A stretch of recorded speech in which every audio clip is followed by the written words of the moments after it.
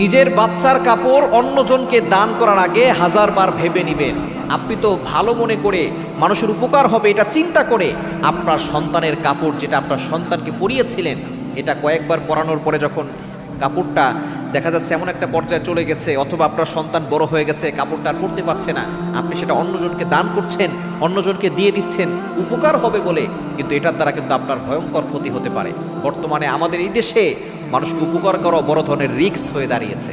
আপনি দেখা যাচ্ছে রাতের বেলা গাড়ি নিয়ে বের হয়েছেন, কেউ একজন আপনার কাছে হেল্প চাচ্ছে, আপনি তাকে হেল্প করতে গিয়ে আপনি কঠিন কোনো বিপদে পড়ে যাবেন। এটাই হচ্ছে আমার সোনার বাংলাদেশ।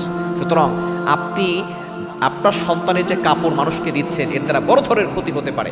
কিছুদিন আগে এক ছোট বাচ্চা অসুস্থতা সারে না, বারবার শুধু অসুস্থতা হয়, কোনো রোগ ধরা পড়ে না, শুধু কান্নাকাটি করে।